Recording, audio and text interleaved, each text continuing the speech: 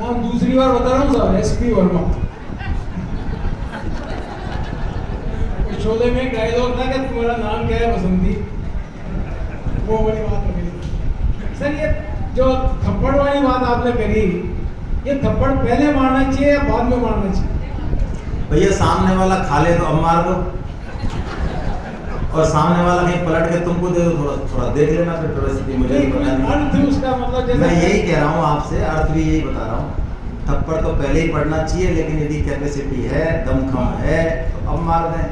थप्पड़ का मतलब तो यही है कि येन केन प्रकारेण उसको सही रास्ते पे, ये थप्पड़ है ना। चलिए, यस सर। करनानी जी महाराज। हरीश करनानी जयपुर से। इस्कॉन मंदिर में आजकल मैं देख रहा हूँ खूब नाच करके भक्ति करते हैं, क्या ये वो वही सही रास्ता है? देखिए, नृत्य जो है प्रभु को रिझाने के लिए और भाव से किया जाए तो नृत्य तो प्रेम का प्रदर्शन है, लेकिन कथाओं में जिस तरह से आजकल एक बहुत ही प्रचलन चल गया है ना, भौड़ापना जो चल गया है, मैं उसके लिए निवेदन कर रहा हूँ। नृत्य तो एक हृदय का भाव है, यदि आप नहीं रोक पा रहे, और नृत्य किसी प्रभु के बात पे प्रभु को रिझाने के लिए होना चाहिए। दूसरी बात, कभी भी नृत्य फिल्मी गाने पे नहीं करें। ये जो हमने अपने मन को एंटरटेन करने के लिए फिल्मी गाने, शुद्ध भक्ति का भजन बज रहा, बोल रहा आपके भाव बन रहे तो आप नाचो, लेकिन हमारा इस तरह का एक संस्कार हो गया है कि जब तक फिल्मी भजन नहीं बजेगा, ठुमका नहीं लगेगा, तब तक हम नृत्य नहीं करते। तो ये तो भाई ठीक नहीं है ना। हाँ, आपका कोई भगवान की कथा में, कोई प्रकरण में हृदय गदगद हो गया और आपका भाव कर रहा है कि मैं नाचूं, नाचिए, दिखावा मत करिए, बस इतनी सी बात है।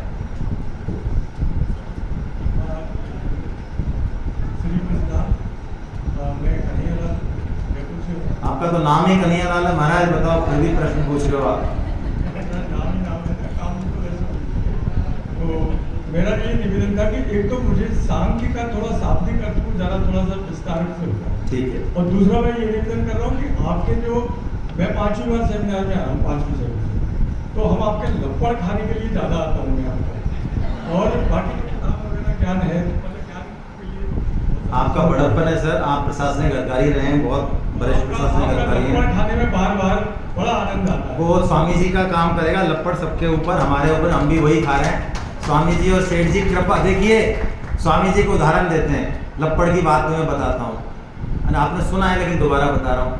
एक माँ ने लड्डू बनाए और बच्चा बाहर खेल रहा है, दोस्त खेल रहे हैं, तो लड्डू खिलाना है अपनी माँ को, तो वो माँ बच्चे को भी दे आएगी और 2-2 लड्डू दोस्तों को। अब लेकिन माँ को मान लो बच्चे को पीटना है, उसने देखा अरे ये तस्वीर तोड़ गया पट्टा और बाहर खेल रहा है, अब जाके ठोकना है माँ को, तो 2-3 दोस्तों के साथ खोल रहा है, तो बोलो क्या करें, माँ उसी को कूटे या सबको कूट दे मिला के? आप समझ रहे हैं?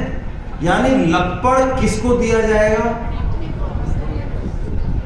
बहुत अपने को दिया जाएगा भाई, जो पराया उसको नहीं दिया जाएगा। जो आपकी इज्जत कर रहा है ना बहुत ज्यादा, एक्चुअली वो आपको अपना मान ही नहीं रहा है। सदगुरु लपड़ ही देता है, और सदगुरु पर लपड़ खा लिया तो कृपा हो गई। चक्कर तो ये, ना तो लपड़ खाने वाले हैं और ना लपड़ देने वाले हैं, दोनों ही खत्म हो गए, सभी इंटेलिजेंट हो गए। तो आप तो चलिए, प्रश्न क्या था मैं तो भूल गया। सांख्य बुद्धि की जो एनालिटिक पावर है ना, विश्लेषणात्मक क्षमता जो है, बुद्धि क्या करती है? बुद्धि डिवीजन करती है। बुद्धि का बेसिक चीज क्या है? बुद्धि टुकड़े करेगी, अच्छा बुरा, सत असत, बुद्धि टुकड़े करती है। तो सांख्य सबसे पुराना दर्शन है, सांख्य दर्शन हमारे सनातन धर्म में, जहां पर 2 बेसिक तत्व हैं, पुरुष और प्रकृति। तो पुरुष आत्मा, प्रकृति जो भी नाशवान है ना, जिसको भगवान ने परा अपरा बोला, क्षेत्र क्षेत्र के बोला। तो सांख्य दर्शन क्या करता है? सांख्य दर्शन में विवेक विचार की बहुत दृढ़ता होती है।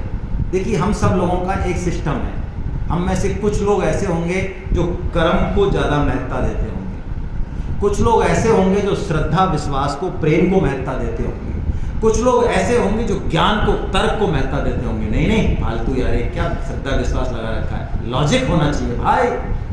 माताएं बहनें होंगी, अरे लॉजिक जाए चूल्हे में, अरे जरा प्रेम की बात करो, जरा श्रद्धा की बात करो। ये सबका एक ऑरा है, एक सिस्टम है। तो सांख्य किन के लिए है? जिनके अंदर विवेक विचार दृढ़ है।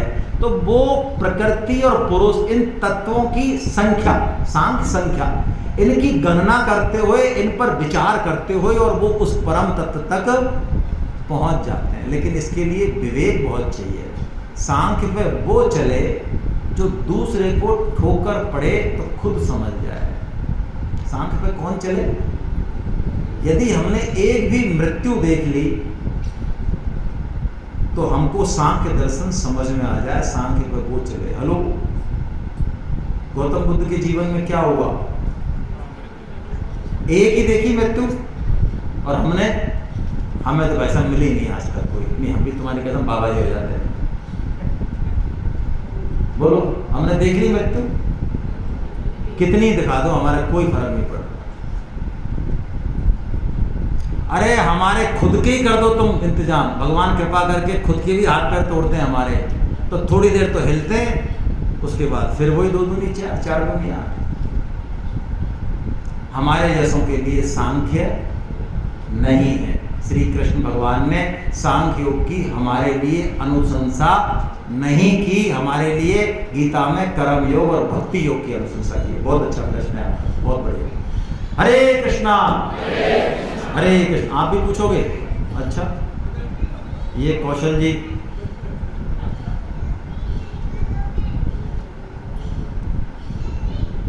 मैं ब्रह्म प्रकाश कर रहा हूँ। ब्रह्म प्रकाश, वाह, ब्रह्म का ही प्रकाश हो रहा है चारों तरफ। जय हो महाराज।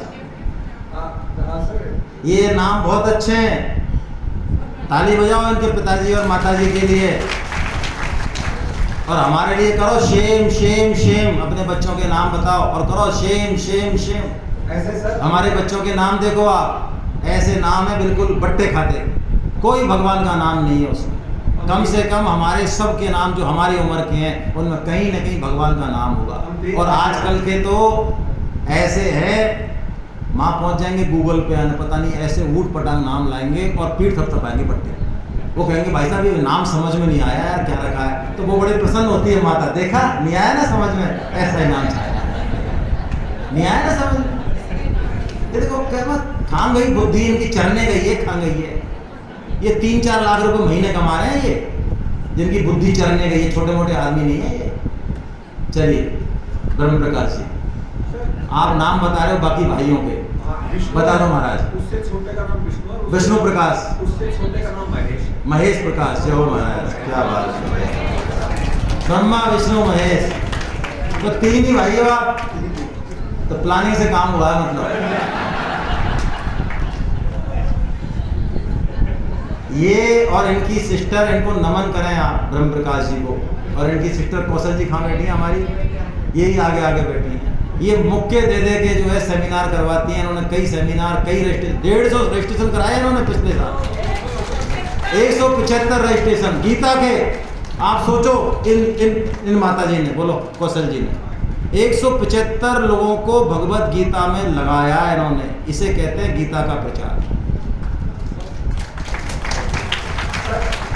गीता का 1.10 है, उसमें दुर्योधन भीम से रक्षित बताता है पांडवों की सेना को, जबकि ना तो वो सेनापति हो तो धृष्टद्युम्न, ना श्री कृष्ण है ना अर्जुन। बहुत बढ़िया, बहुत अच्छा प्रश्न है इनका। अभी हमने जो श्लोक लिया था 1.10, उसमें ये कह रहे हैं कि अपर्याप्तम तदेस्माकम। ये जो श्लोक है इसमें दुर्योधन ने इधर तो लिया है भीष्म का नाम अपनी तरफ, तो क्योंकि भीष्म सेनापति हैं, तो उधर उसको नाम धृष्टद्युम्न का लेना चाहिए था या अर्जुन का लेना चाहिए था, लेकिन वो नाम लेता है भीम का, जबकि भीम तो ना सेनापति है ना कुछ और है।